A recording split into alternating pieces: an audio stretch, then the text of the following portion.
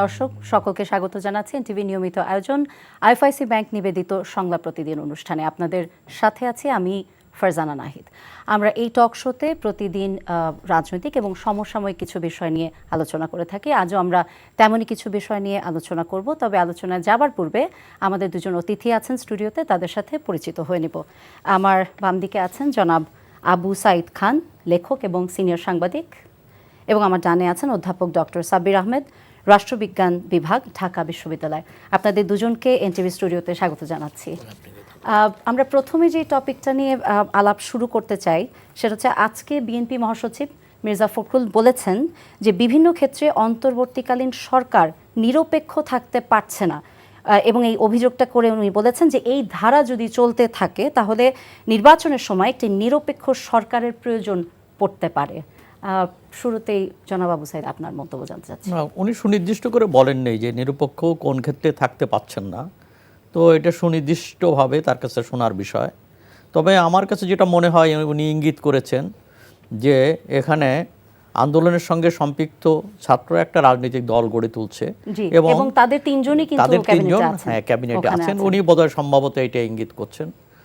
তো সেটা তো আছে এবং সেই আশার থাকার ব্যাপারে বোধহয় কোনো বিরোধ নেই কারোর সাথে। শুরু থেকে কিন্তু বিএনপি দল হিসেবে সেটা কোনো আপত্তি করে না, মানে ইন্টারিম গভর্নমেন্টকে সাপোর্ট করে আসছিল। তাহলে আজকে এই উক্তিটা ওনার দেওয়ার কারণ কি? এরকম কোনো ইঙ্গিত কি পাওয়া গেছে যে কোনো একটা রাজনৈতিক দলের প্রতি তারা বায়াসড কোনো আচরণ করেছে? সেটা না, বিএনপির সঙ্গে তো এখন হচ্ছে যখন আন্দোলনটা হয়েছিল তখন সবাই সব মতের, মানে এখানে বৈষম্য বিরোধী ছাত্র, এখানে ডান বাম সব সংগঠন, অর্থাৎ বাম সংগঠনগুলো, ইসলামী সংগঠনগুলো, বিএনপি, সবাই তো এই মুভমেন্টে ছিল। তো অনিবার্য কারণেই তো যখন মুভমেন্ট শেষ হয়েছে, তো নির্বাচনের যখন ঘনিয়ে আসছে, নির্বাচনের আওয়াজ যখন উঠেছে, তখন সবাই যার যার মধ্যে আবার নিজস্ব অবস্থানে ফিরে গেছে, যে কারণে এক ধরনের দূরত্ব তৈরি হয়েছে। তো সেই জায়গা থেকে যে ছাত্ররা যে দল করছে কিংবা দল করার প্রক্রিয়া রয়েছে, তো সেখানে বিএনপির সম্ভবত যে বিএনপির মহাসচিব সেটাকে ইঙ্গিত করে কথা বলেছেন। আর তাছাড়া তো কিছু দূরত্ব তো আছেই, বিভিন্ন বক্তব্য, যেমন মুক্তিযুদ্ধের প্রশ্ন তো ইত্যাদি প্রশ্নে তো রয়েছে। বিশেষ করে যে জিনিসটা আমরা লক্ষ্য করেছি যে একটা ঘোষণা দেওয়ার ক্ষেত্রে, জুলাই আন্দোলনের ঘোষণা, জুলাই অভ্যুত্থানের ঘোষণা দেওয়ার ক্ষেত্রে সেখানে এক ধরনের মত পার্থক্য তৈরি হয়েছে। তো সেই মত পার্থক্য রয়েছে, যে কারণে বিষয়টা ঝুলেও গেছে। আমার কাছে যতদূর মনে হচ্ছে যে বিষয়টা ঝুলে গেছে। কেন, প্রথমত হচ্ছে যে বৈষম্য বিরোধী ছাত্র আন্দোলন এবং জাতীয় নাগরিক কমিটি তারা এটা শহীদ মিনারে ঘোষণা করতে সম্ভবত 31 তারিখে তারা ঘোষণা করতে গেলেন। তখন সরকারের পক্ষ থেকে বলা হলো এটা একটা প্রাইভেট উদ্যোগ, কিন্তু কিছুদিন পরে আবার সরকারই বললেন না আমরা তো করব। পরবর্তীতে একটা বৈঠকও হয়েছে, রাজনৈতিক দলগুলোর বৈঠক হয়েছে, এবং এখানে সরকারের এখন আমার যেটা মনে হয়, যেটা হচ্ছে উপদেষ্টাদের কথাবার্তা শুনে যেটা মনে হয়েছে, তারা বলছেন যে এটা রাজনৈতিক দলগুলো আন্দোলনকারীরা ঐক্যবদ্ধভাবে ঐক্যমত্যের ভিত্তিতে দিবে। তো সেই ঐক্যমত্য আমরা লক্ষ্য করছি না। তো সেই জায়গা থেকে মনে হয় যে আন্দোলনকারী দল এবং সংগঠনের মধ্যে এক ধরনের দূরত্ব তৈরি হয়েছে, এবং মির্জা ফখরুল ইসলাম আলমগীরের কথায় সেটাই প্রতিমান হচ্ছে। এবং এই ওনারই উক্তির পরে কিন্তু উপদেষ্টা নাহিদ ইসলাম আজকে ওনার ফেসবুক পোস্টের কিছুক্ষণ আগেই এসছে আমাদের নিউজে, উনি একটি কথা বলেছেন যে মির্জা ফখরুলের এই যে নিরপেক্ষ সরকারের দাবি, এটা মূলত আরেকটি 111 সরকার গঠনের ইঙ্গিত। আমি এমনটা মনে করি না, কেননা একটা নিরপেক্ষ সরকারের অধীনে নির্বাচন হবে, এটা তো তত্ত্বাবধায়ক সরকারের দীর্ঘ আন্দোলন ছিল। 90-এর গণ অভ্যুত্থান এবং পরবর্তীতে আন্দোলনের মধ্য দিয়ে একটা তত্ত্বাবধায়ক সরকার সংবিধানে অন্তর্ভুক্ত হয়েছিল। তো এবং সেই তত্ত্বাবধায়ক সরকারের অধীনে 4টা নির্বাচন হয়েছে, এবং তুলনামূলকভাবে এই 4টা নির্বাচন হচ্ছে অধিকতর গ্রহণযোগ্য নির্বাচন জাতীয়ভাবে এবং আন্তর্জাতিকভাবে। তো এই নির্বাচনগুলো অনেকটা সমাদৃত হয়েছে। বাকি আমরা দলীয় ব্যবস্থাপনায়, সেটা যে দলই বলুন, দলীয় ব্যবস্থাপনায় কোনো নির্বাচনই গ্রহণযোগ্য হয়নি, এবং সেই সব নির্বাচন নিয়ে অধিকতর বিতর্ক রয়েছে। তো সেই জায়গা থেকে একটা নিরপেক্ষ ব্যবস্থাপনায় নির্বাচন হবে, এটা কিন্তু জন আকাঙ্ক্ষা, এবং এই আকাঙ্ক্ষার কি করতে গেলে সেখানে তত্ত্বাবধায়ক সরকার, অর্থাৎ এই প্রত্যাবর্তনটা দরকার, এবং আদালতের রায়ও তত্ত্বাবধায়ক সরকার প্রত্যাবর্তনের পথটা খোলসা হয়ে গেছে, আদালতের রায়ে এটা ফিরে আসছে। তো যখন এটা ফিরে আসছে তখন এই সরকারকে দুটো বিষয়, হয় এই সরকারকে যদি তত্ত্বাবধায়ক সরকারের দায়িত্ব পালন করতে হয় তাহলে এটাকে সরকার, ইন্টারিম গভর্নমেন্ট, জি, যদি এই সরকারকে অন্তর্বর্তী সরকারকে তত্ত্বাবধায়ক সরকার দায়িত্ব পালন করতে হয় তাহলে তাকে নিরপেক্ষ অবস্থানে যেতে হবে, এটি তো সঙ্গত। আর না হলে তো তত্ত্বাবধায়ক অন্য কোনো তত্ত্বাবধায়ক সরকারের কাছে তার ক্ষমতা হস্তান্তর করতে হবে, যুক্তি তাই বলে। অতএব সেই জায়গা থেকে এর ভিতর আমি এর মধ্যে দিয়ে আমি কোনো মানে এটাকে কি বলবো যে 111-এর কোনো ভূত আমি দেখি না, আমার চোখে আমি দেখছি না। হতে পারে যদি থাকে সেটা প্রমাণ সাপেক্ষ বিষয়। হ্যাঁ, এখন হলো যে এটা কেন সম্ভব না, অসম্ভবের তো আর কিছু নেই। কেননা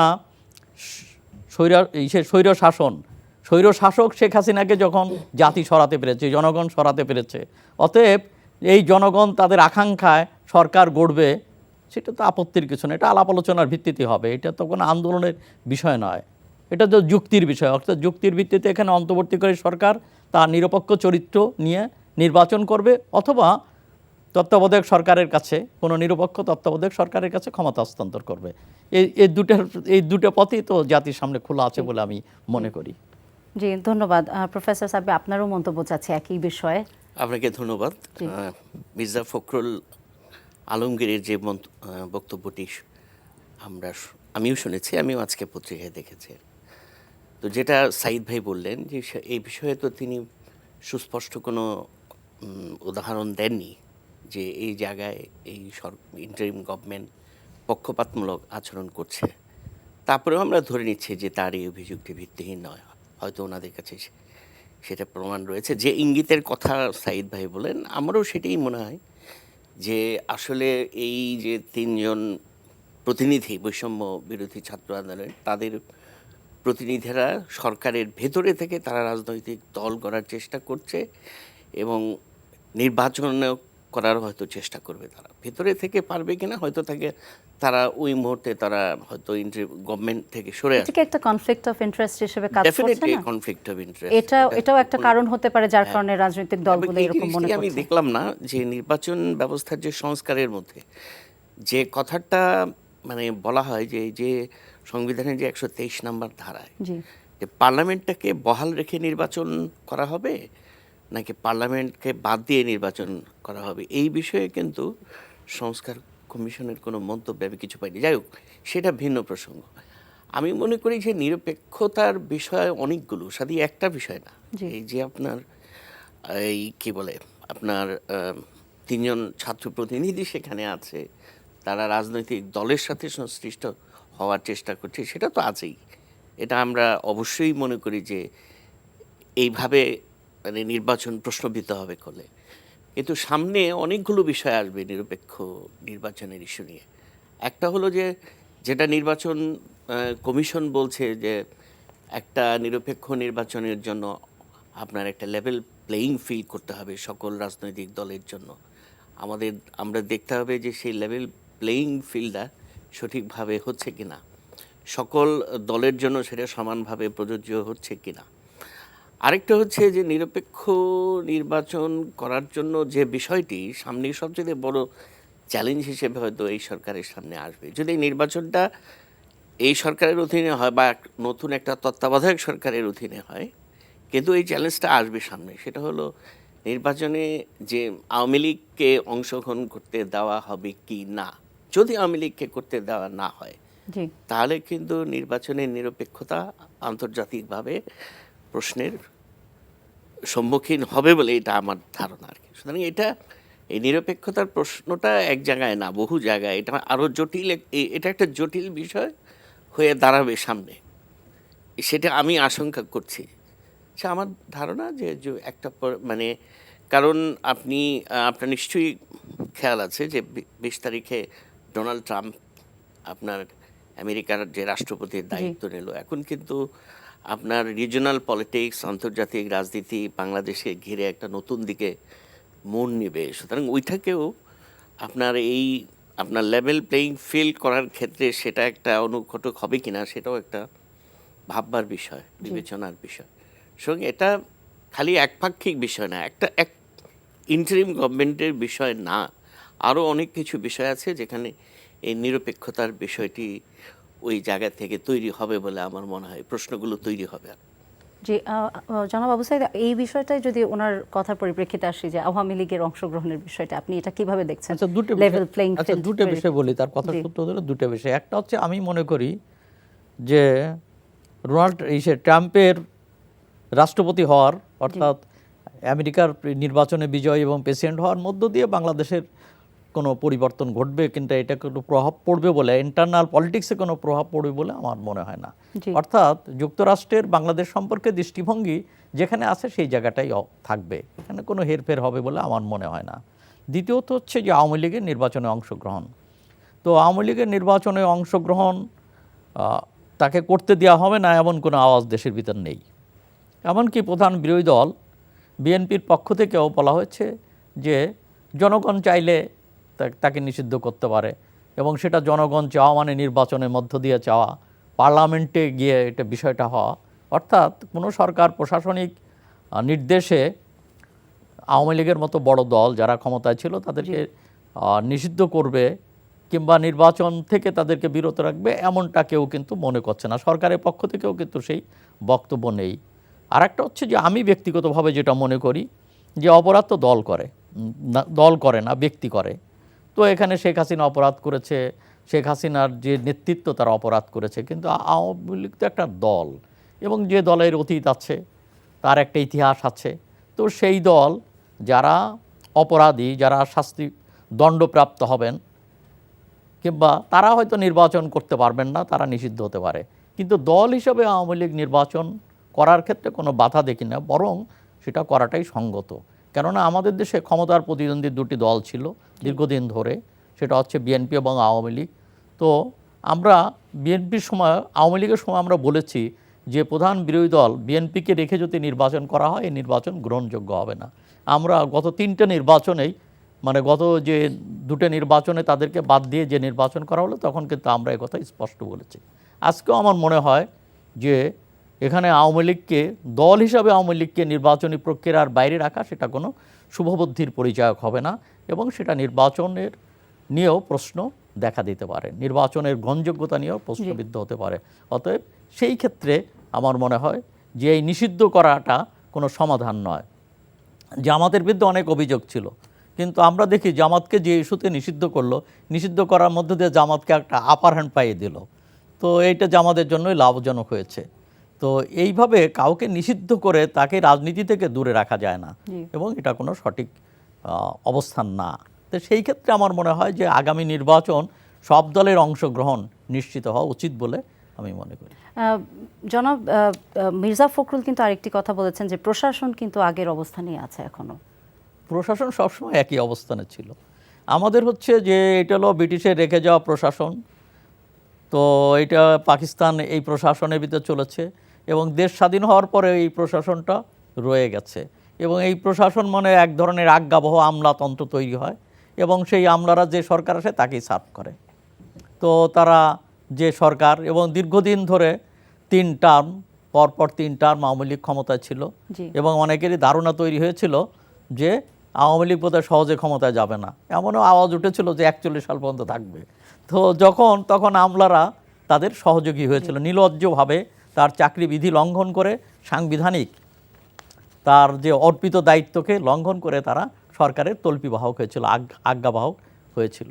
তো এই আমলাতন্ত্রের মধ্যে একটা ট্রেন্ড আছে, একটা ট্রেন্ডটা হচ্ছে, একটা প্রবণতা আছে যে সরকারকে সার্ভ করা, রাষ্ট্রকে সার্ভ করা না, জনগণকে সার্ভ করা না, জনসেবা না, সরকারের সেবা করা, এই প্রবণতা রয়েছে। কেন, ওরা তো ব্রিটিশের সেবা করেছিল, এবং ব্রিটিশের সেবার জন্যই তৈরি হয়েছিল, পাকিস্তানের সেবা করেছে, এবং পরবর্তীতে তো আওয়ামী লীগ যে সরকার এসেছে সেই সরকারের সেবা করেছে, আওয়ামী লীগ আমলে তার সেবা করেছে। এখন এর মানে এই না যে আমলাতন্ত্রের ভিতর ভালো লোক নেই, দেশপ্রেমিক নেই, আমি তা বলছি না। আমলাতন্ত্রের ভিতর ভালো লোক আছে, যোগ্য লোক আছে, যোগ্য প্রশাসক আছে, দেশপ্রেম আছে, এটা নিয়ে আমার কোনো সংশয় নাই। কিন্তু সাধারণ জেনারেল ট্রেন্ডটা হচ্ছে যে সরকারের আজ্ঞাবহ হওয়া, যে কারণে সামষ্টিকভাবে তারা যে সরকার আসে তার আজ্ঞাবহ হয়ে যায়। আমার কাছে মনে হয় যে এখনও যেটা রয়ে গেছে, বর্তমান যে সরকার আছে সেই সরকারের আজ্ঞাবহ হওয়ার জন্য আমলাতন্ত্রের ভিতর এক ধরনের প্রতিযোগিতা রয়েছে। আপনার কাছে যাব একই বিষয় নিয়ে। আমরা প্রশাসন নিয়ে কথা বলছিলাম, যে মির্জা ফখরুল একটি কথা বলেছেন, প্রশাসন আগের অবস্থানেই আছে, যেটা আবু সাইদ ভাই বলছিলেন যে প্রশাসন মানে সাধারণত আজ্ঞাবহ থাকে, যে সরকার থাকে তার, কিন্তু এখানে হয়তো আগের অবস্থানে বলতে বোঝানো হচ্ছে যে 5ই আগস্টের আগে যে অবস্থানে ছিল, এবং প্রশাসনকে আসলে যদি আমরা বলি জনসাধারণের পার্সপেক্টিভ থেকে, যে র্যাব, পুলিশ বা বিডিআর, তাদের মনে যে একটা তাদের বিপক্ষে যদি বলি যে একটা এরকম একটা এগেইনস্টের ফিলিং আছে, এটা থেকে এটা একই অবস্থানে থাকলে কি তাহলে নিরপেক্ষতা নিয়ে প্রশ্ন উঠছে কিনা, বা ওইটাকে ওভাবে রেখেই সামনে আগানো কতখানি সম্ভব? প্রথমে আপনাকে বলি যে যেহেতু এটা একটা নির্বাচিত সরকার না, জি, যে কারণে মানে এই একটা নির্বাচিত সরকার হলে যেটা হয়, আগের সরকারের পুরো সেটটাকে চেঞ্জ করে, যেটা আমরা আমেরিকার ক্ষেত্রে দেখি জি, যে তা একটা বাইডেন প্রশাসন, আপনার এখন ট্রাম্প প্রশাসন এসে ইতিমধ্যেই কিন্তু বাইডেন প্রশাসনের একটা লার্জ নাম্বার অফ স্টাফকে কিন্তু চেঞ্জ করে দিয়েছে। এটাই হয়, মানে এটা ওদের একটা সিস্টেম দাঁড়িয়ে গেছে আর কি। কিন্তু আমাদের এখানে কোনো সিস্টেম ওইভাবে দাঁড়ায় নেই, যে কারণে আমরা দেখি যখন একটা গভর্নমেন্ট থেকে আরেকটা গভর্নমেন্ট পরিবর্তন হয়ে যায়, তখন এখানকার একটা টেন্ডেন্সি হলো সব কিছু চেঞ্জ করে দেওয়ার একটা প্রবণতা থাকে। দেখুন যে কী অবস্থা, যে আগের সরকার যা করে গেছে সবই খারাপ, সুতরাং সব বদলাও, তাই না? মানে প্র্যাকটিস হয়ে গেছে। পারলে এটাও করতো যে ধরেন মেট্রো রেলটাও হয়তো মানে বাতিল করে দিত, বা হয়তো পদ্মা সেতু বাতিল করে দিত। এটা যদিও প্রশাসনিক ক্ষেত্রের উদাহরণ না আর কি, হ্যাঁ, তো এটা ঠিক যে 16 বছর যে প্রশাসনটি দেশে ছিল তাদের কিছু লোক তো অবশ্যই আছে, হ্যাঁ। এখন আপনি মানে এখানে এটা বদলানোর ক্ষেত্রেও তো একটা সতর্কতা অবলম্বন করা দরকার বলে আমি মনে করি। কারণ যেভাবে আপনার এই 5ই আগস্টের পরে দেখেন যে পুরো স্থানীয় সরকারটা নাই হয়ে গেছে, একদম প্রশাসন থেকে শুরু করে মানে পালিয়ে গেছে অনেকে, অনেক নির্বাচনী প্রতিনিধিরা পালিয়ে গেছে। তাতে কী লাভ হয়েছে বলেন? পালিয়ে যাওয়ার ফলে আপনি সাধারণ মানুষগুলো ভোগ করছে, গরিব মানুষ, তারা স্থানীয় সরকার, স্থানীয় প্রশাসন থেকে যে সেবা পাওয়া, অনেকগুলি সেবা এমন বন্ধও করে দেওয়া হয়েছে, ঠিক আছে? সুতরাং আমার মনে হয় যে এই যে কথাটা উনি বলছেন, ঠিক আছে, এটা হয়তো ওনার কাছে মানে প্রমাণ আছে, তথ্য প্রমাণ আছে, কিন্তু আমি মনে করি পরিবর্তনের ক্ষেত্রেও সতর্কভাবে আগানো দরকার, যে তাদের কথা মতোই সব কিছু বদলাই দিতে হবে, এইটা বোধহয় রাইট অ্যাপ্রোচ না। ফখরুল আলমগীর বলছে বলেই আমি সব ঝেঁটিয়ে বিদায় করে দেব, এইটা মানে যারা শাসন করে তারা এইভাবে শাসন করে না, যে যা বললো আমি তাই শুনে, আপনাকে জনগণের স্বার্থে যেটা প্রয়োজন আপনি সেটাই করবেন। যেটা সাইদ ভাই বলেছেন যে প্রশাসন হলো রাষ্ট্রের কর্মচারী, তারা কোনো দলের, কোনো সরকারের কর্মচারী না, সুতরাং তারা তো থাকতেই পারে। হয়তো এটার প্রশ্ন এসেছে এই জন্য হয়তো, যে কারণ এর আগে হয়তো জনগণও দেখেছে যে তারা আসলে যেটা বলছিলেন আবু সাইদ ভাই, যে গভর্নমেন্টের হয়েই কাজ করেন তারা, যেটা হওয়ার কথা না তাদের, কিন্তু এটাই হয়ে আসছে আজ্ঞাবহ, যেটা বলছিলেন উনি, এটার থেকেই হয়তো খুব এটা আমার কাছে যতটুকু মনে হয় যে ওই অংশটা তো এখন আর নাই, অলমোস্ট তারা চলেই গেছে, খুব বেশি আছে বলে আমার মনে হয় না। আমরা পরে যে বিষয়টা নিয়ে আলোচনা করতে চাচ্ছি, যে আমরা এই গণ অভ্যুত্থানের পরে যে ঐক্য যেটা দেখার দরকার ছিল, কারণ এখানে হাজারো মানুষের আত্মত্যাগ হয়েছে, এবং এই গণ অভ্যুত্থানের পরে যে দুটো বিষয় বারবার আসছে, যে ইস্যু দুইটা, একটা হচ্ছে নির্বাচন, একটা সংস্কার। রাজনীতি বিশ্লেষকদের মতে, গতকালকে আপনারও একটা ইন্টারভিউ এসছে আমাদের ইয়েতে, ওখানে বলা হয়েছে, ওনারা বলছেন গণ অভ্যুত্থানের ঐক্য ক্রমেই দুর্বল হচ্ছে এবং নির্বাচন পর্যন্ত রাজনৈতিক দলগুলোর মধ্যে দূরত্ব আরও বাড়বে। তারা আরও বলেছেন নির্বাচনকে ঘিরে বিতর্ক এবং বিভক্তিও বাড়ছে, এবং স্বৈরশাসকের পতন হলেও রাষ্ট্রের বিভিন্ন পর্যায়ে পতিত সরকারের অনুগতরা এখনও তৎপর আছে। আপনার মন্তব্য? না, আমার মন্তব্য হলো যে আমার কাছে মনে হয় না যে গণ অভ্যুত্থান নিয়ে কোনো ঐক্য নষ্ট হয়ে গেছে, এবার ওই যে স্যাক্রিফাইস, ওই ঘটনা নিয়ে কারোর মধ্যে কোনো অনৈক্য আছে। যেটা হলো যে নির্বাচনটাকে সামনে রেখে নানা ধরনের রাজনৈতিক দলগুলোর মধ্যে ভিন্ন মত, তাদের নিজস্ব বক্তব্য, এক দল আরেক দলের বিরুদ্ধে, বা অ্যালায়েন্স করা ইসলামিক দলগুলোর মধ্যে আমরা সাম্প্রতিক সময়ে দেখছি, সব কিছুই তো হচ্ছে সামনের নির্বাচনকে কেন্দ্র করে। এইটাই তো হওয়া স্বাভাবিক। একটা নির্বাচনকে কেন্দ্র করে কি সব সরল রেখায় চলবে?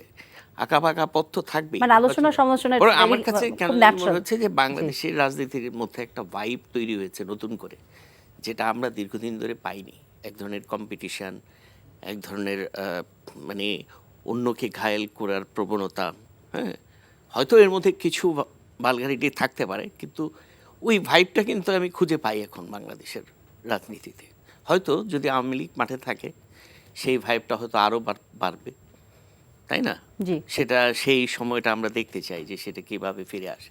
ধন্যবাদ। জি, আবু সাইদ ভাই, একই প্রশ্ন আপনার কাছে, যে জাতীয় ঐক্য কি আসলে দুর্বল হচ্ছে? আমি বোধহয় আগে একটু বলেছি যে আসলে মানে শেখ হাসিনাকে উৎখাতের প্রশ্নে তো সবাই ঐক্যবদ্ধ ছিল। তো শেখ হাসিনা উৎখাত হয়ে গেছে। তো উৎখাত হয়ে যাওয়ার পরে এখন প্রত্যেকে তার নিজের দল গোছাবে এবং নির্বাচন এর জন্য জোট হবে, পাল্টা জোট হবে, কিংবা কোন দল কিভাবে নির্বাচন করবে, এই বিতর্ক তো সামনে আসবেই। তো এর মধ্যে মানে এই না যে জাতীয় ঐক্য যেটা ছিল কিংবা স্বৈরশাসন পতনের জন্য যে লড়াই ছিল সেই লড়াইয়ের ব্যাপারে দ্বিমত হয়েছে, তা না। এটা হচ্ছে যে তাকে নিজস্ব আগামী দিনে নির্বাচনের প্রশ্নে সেটা এক হবে। আর একটা হচ্ছে যে যারা যারা আন্দোলনে ছিল সবাই একসঙ্গে নির্বাচন করবে, এমনটা তো ভাববার কোনো কারণ নাই। কেন, সবাই তো বিভিন্ন, তাদের ভিতর তো কোনো নির্বাচনী জোট গঠন হয়নি, কিংবা তাদের ভিতর কোনো আদর্শিক জোটও ছিল না। এই জোটটা ছিল হচ্ছে সরকার উৎখাতের জোট, যে তারা একটা পাষাণের মতো স্বৈরশাসন বুকের ওপর চেপেছিল, সেটা জনগণ সরাতে চেয়েছে। বিভিন্ন ক্ষোভ যন্ত্রণা থেকে সমস্ত মানুষ এক মিছিলে শরিক হয়েছিল এবং সেখানে একটা বিস্ফোরণ, গণবিস্ফোরণ ঘটে গেছে। এই তো ব্যাপারটা। এবং সবার আকাঙ্ক্ষাও এক ছিল না। কেউ বৈষম্যের অবসান চেয়েছে, কোটার অবসান চেয়েছে, কেউ তার দ্রব্যমূল্যের তার ঊর্ধ্বগতিতে মানে টিকতে পারছিল না, সেইটার দ্রব্যমূল্য নিয়ন্ত্রণে চেয়েছে, কেউ আইনের শাসন চেয়েছে, কেউ ভোট দেওয়ার অধিকার চেয়েছে। সমস্ত ক্ষোভ যন্ত্রণাগুলো এক রেখায় মিলিত হয়েছিল।